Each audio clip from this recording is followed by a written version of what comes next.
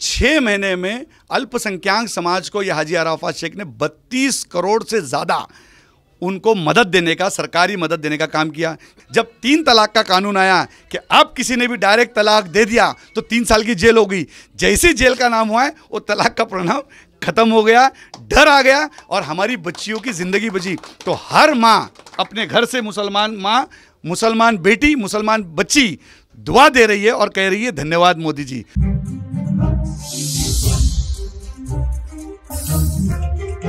मनसेचे चित्रपट सेनेचे उपाध्यक्ष आकाश रणधीर यांचा भाजपात हाजी अरफात शेख यांच्या उपस्थितीत जाहीर प्रवेश।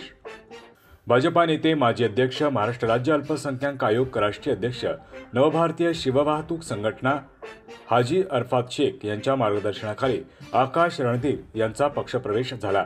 सर्वांनी सुद्धा मनसेमधून सुरुवात केली होती, गेली 16 वर्ष त्या पक्षावर संगती काम केलेत।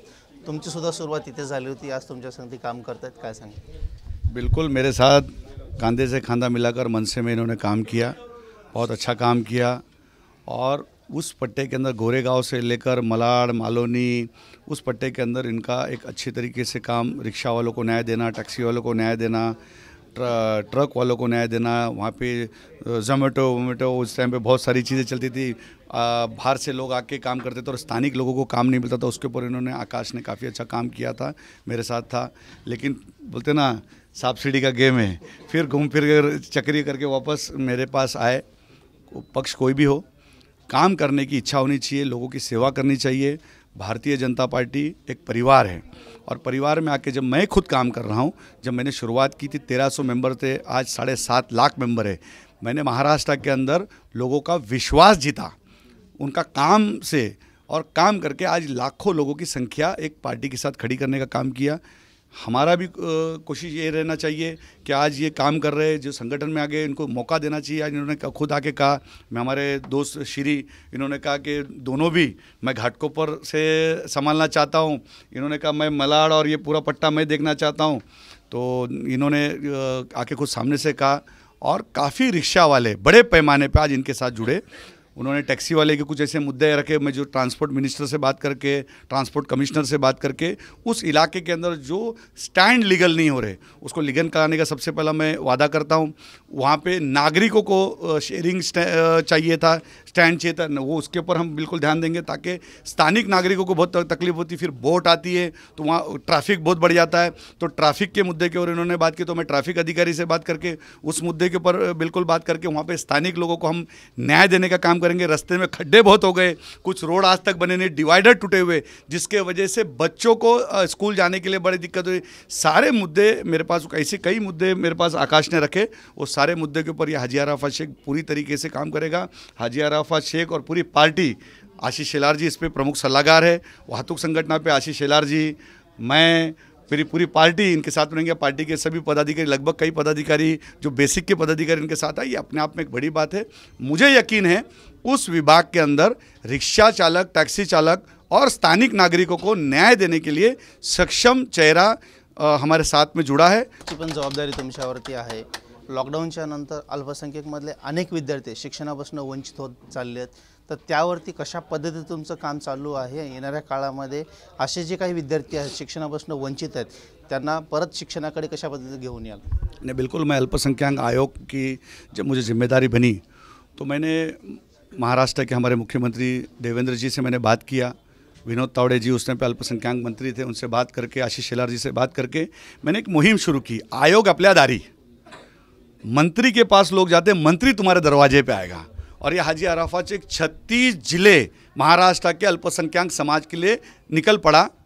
6 महीने में अल्पसंख्यक समाज को यह हाजी अराफात शेख ने 32 करोड़ से ज़्यादा उनको मदद देने का, सरकारी मदद देने का काम किया, जिसमें मौलाना आज़ाद का फंड होने दो, जिसमें वक्फ बोर्ड के समस्या होने दो, मस्जिदों के, मदरसों के, कब्रस्तानों के काम होने दो, उनकी वॉल कंपाउंड के काम होने दो, ऐसे कई। मौलाना आज़ाद के अंदर हमने कहा कि एक ऐसी चीज़ लेके आएंगे कि जब हम लोग, बच्चा जब लोन मांगता है, एजुकेशन लोन, उसके अंदर मैंने देवेंद्र जी से बात किया कि इस सरकार के अंदर हमको ये निर्णय लेना पड़ेगा कि एक बच्चा जब लोन मांगने जाता है, यानी उसको तकलीफ़ में, तो वो जब स्कूल का जब लोन है तो उसके गारंटर माफ़ किया जाए। एक बर्तन मांजने वाली, एक रिक्शा चालक कहाँ से गारंटर लाएगा? उसको कोई गारंटर नहीं था। एजुकेशन लोन के ऊपर पूरा गारंटी माफ़ होना चाहिए। बिजनेस लोन पे आप गारंटर ले सकते हैं, लेकिन एजुकेशन, ना जाने किस घर के अंदर डॉक्टर बाबा साहब अम्बेडकर पढ़ रहे हैं, ना जाने किस घर के अंदर मौलाना आज़ाद पढ़ रहे हैं, तो कोई ना कोई घर के अंदर हमारे देश का भविष्य पल रहा है, तो उस बच्चे के ऊपर पूरा सरकार का ध्यान देना चाहिए। इसीलिए ख़ास तौर पर 9 जनवरी को मैं हमारे मुख्यमंत्री जी, उप मुख्यमंत्री जी से बात करके, वर्धापन दिन वाहतुक संगठन का है, तो अल्पसंख्याक समाज का बड़ा मेला हुआ, जिसमें वाहतुक संगठन का मेला हुआ। और धन्यवाद मोदी जी हम करने जा रहे हैं कि देश है जो अच्छा काम करता है तो हमको उसकी सराहना करना चाहिए, उसकी वाहवाह करनी चाहिए, तारीफ करनी। यही मोहम्मद पैगंबर सिखाते हैं, यही कुरान सिखाता है, यही हदीस सिखाता है। जो हमारे प्राइम मिनिस्टर, जब पहली बार प्राइम मिनिस्टर जब नरेंद्र मोदी जी बने, तो उन्होंने एक स्पीच में कहा कि एक मुसलमान बच्चे के हाथ में कुरान तो दूसरे हाथ में लैपटॉप देखना चाहता हूं।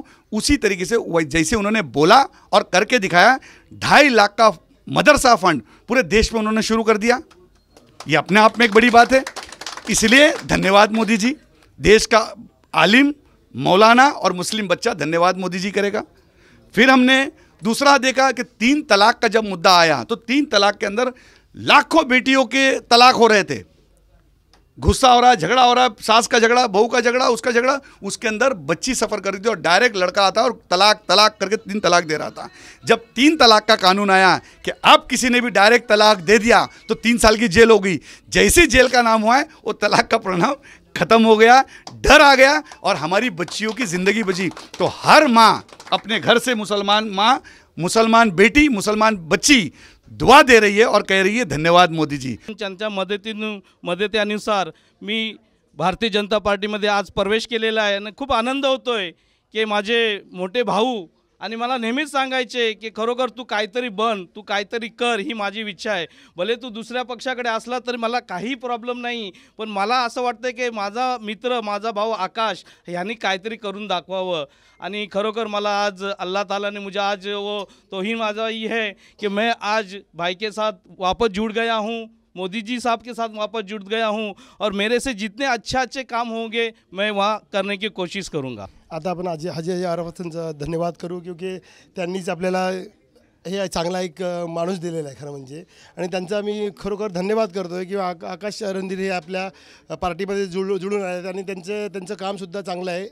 मनसेमध्ये सुद्धा चांगल्या प्रकारे काम करतो। आता भाजपमध्ये मला तर जोरदार काम करतील, कारण आपली टीमच तेवढी एकदम मजबूत झालेली आहे आणि ह्या मजबूतीला अजून एकदम जास्त मजबूती येईल आणि आपण चांगल्या जोमाने काम करू, त्याचं वेलकम करतोय मी त्या। मुंबई मालाड पश्चिम येथील मनसे चित्रपट सेनेचे उपाध्यक्ष आकाश रणधीर हे गेली 16 वर्ष एक मनसे सैनिक म्हणून कार्य करत होते। राष्ट्रीय अध्यक्ष नवभारतीय शिववाहतूक संघटन हाजी अरफात शेख यांच्या कार्यावर प्रेरित होऊन आज रोजी मालाड भाजपा उपाध्यक्ष महेश पाटील यांच्यासह इतर कार्यकर्त्यांच्या उपस्थितीत हाजी अरफात शेख यांच्या कार्यालयात पक्षप्रवेश करण्यात आला। या प्रसंगी जागृत महाराष्ट्र न्यूजशी बोलताना हाजी अरफात शेख यांनी पुढील वाटचालीसाठी आकाश रणधीर यांना शुभेच्छा दिल्या। तसेच मालाड भागातील ऑटो चालकांचे सर्व प्रश्न आकाश रणधीर हे मार्गी लावतील असा विश्वास त्यांनी यावेळी व्यक्त केला। तसेच पंतप्रधान नरेंद्र मोदी यांनी अल्पसंख्याक यांच्यासाठी मोठे आणि भरीव असे कार्य केले आहे आणि करत आहेत। यासाठी करोडो अल्पसंख्याक नागरिक हे मोदींचे आभार व्यक्त करताना दिसत आहेत असे देखील त्यांनी यावेळी सांगितले। जागृत महाराष्ट्र न्यूज मुंबई। अपडेटसाठी जागृत महाराष्ट्राला सबस्क्राइब करा आणि बेल आयकॉनला प्रेस करा।